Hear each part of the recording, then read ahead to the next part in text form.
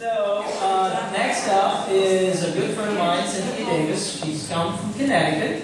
She'll be teaching here for the first time this year, but she's taught at our national conventions called IDOL in the past, and she's had a rousing success there. She is also the owner of the company called Allovers, which, if you look at her gorgeous skirt, is actually a sample board. So you can see Allovers can be used for multi purposes. So do your clothing. But I'm going to pass you.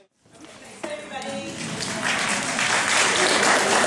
I kind of blew my cover on the skirt, but now that you all know, I am wearing by designer Allovers roundabout. I want to talk to you a lot about Allover designs and also about how I teach in my class, and a little bit about a demo, because the demo is going to be pretty short, and the reason why it's going to be short is because my finishes are beautiful and simple. And that is really how I came to come about my teaching of my class. So I've been to a lot of classes where the boards are really gorgeous, but there are a lot of layers and a lot of work. And I'm a finisher. I work with Rena Barris over here, who has Allovers with me, and hopefully some of you met her out there. And we've been finishers for 15 years, and we found that we really specialized in pattern finishes. Can everybody hear me without the mic? Yeah. Okay. All right. So we were doing these pattern finishes because after doing a lot of faux finishes in people's homes, and as you guys all probably know, you get clients who are repeat customers and you do a lot of finishes, and I really never liked having finishes after finishes in rooms, and breaking them up with pattern was something that always came into play in every job that I did more than a couple of rooms. You would always want to throw in a pattern. Whether you're in a foyer or you're in a bathroom, places where there aren't fabrics and other things fighting, you always want to have a pattern on the wall. In addition, wallpaper obviously was something that was always around and now is making a big resurgence. And there are so many reasons not to use wallpaper and to sell these kinds of finishes. So your portfolio should have numerous Allover finishes. In my class, you're going to learn finishes that are really beautiful and easy that you can put stencils, integrate on top of with stencils. In the class, you're going to learn these things, but I don't pigeonhole you into any particular product line. We're going to use a lot of different products, things you can substitute. You can take our finishes and put a Royal Design stencil over it. You can put somebody else's stencil over it. We have an offering or a resource for you of Allovers, but we're not telling you that these finishes look good with anything. They look good without a stencil. So in other words, you leave the class with really a lot of tools, but you're going to leave with 12 beautiful boards that you can walk away and come back the wallpaper resurgence. Things I always say to my clients when I'm in a house and we've done a couple finishes and now we're in the foyer and we've got faux finish and we've got Venetian plaster and the different variations is it's time for a pattern, and it's a great place to put it. You walk into people's homes, into their foyer, and I don't know about you guys, but a lot of my customers all come in the door for the first time and they want me to do like the daughter's bedroom's bathroom. And I'm like, why are we investing money in the back of the house when we walk into the foyer? I think Rena and I spent about 5 years doing 3-story foyers of these things.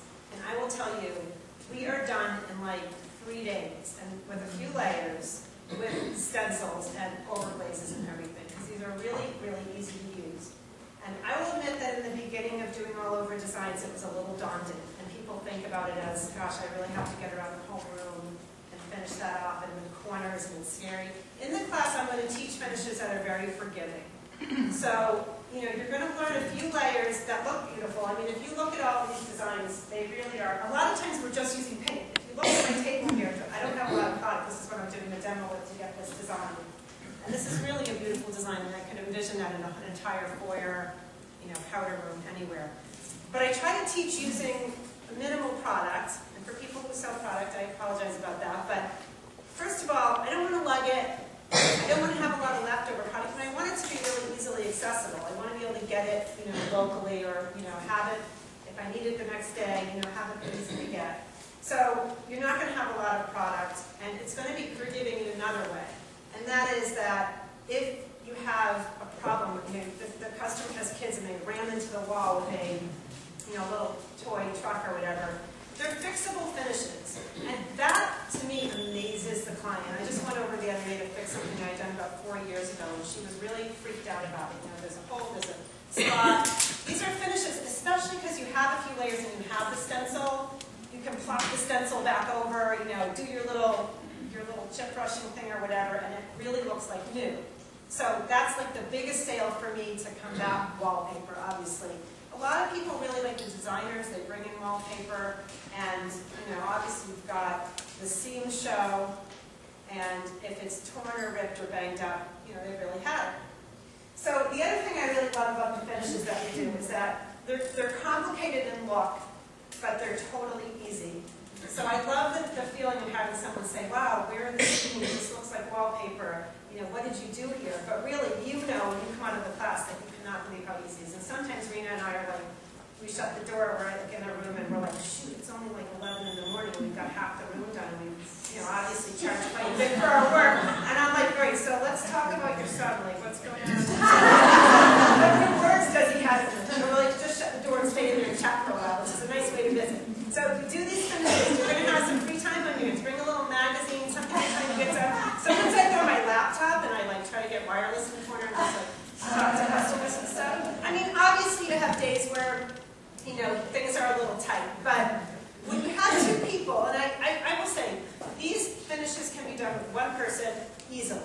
In Gary's book, I believe in the gallery will be a picture from a homeowner that's not a painter that my neighbor bought a stencil. My neighbor comes over, she obviously knows that I'm like this wealth of stencil information. And she's a symphony violinist, so she's just so excited to come in and see all this stuff. And she buys for her daughter-in-law's one of my stencils for presents, and she gives it to them with a brush. And they go off and do this without any assistance. And one of those pictures ended up in the book. So my point being that it's really, the stencils are easy. So if you're scared of doing it all over, you know, start with one of these. I'm going to show you, a sample of it.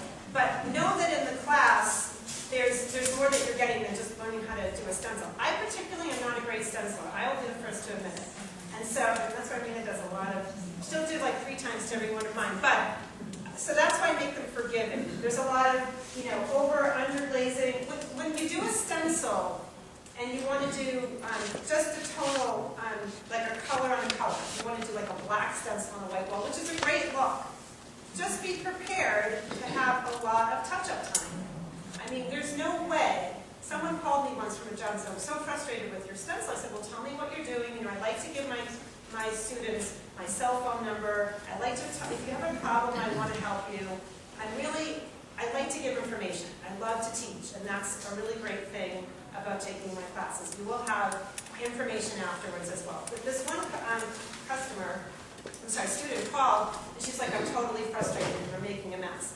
And I said, tell me about what you're doing. And the second she said, well, I'm doing a white wall with black paint, you know, it's going to be a mess. I don't care whose line or stencil that you use. But if you do finishes that have a little bit of layering and have something to forgive what you're doing, even if you're shifting and your wall isn't perfectly straight, most of these designs are extremely forgiving if you're doing an overglaze.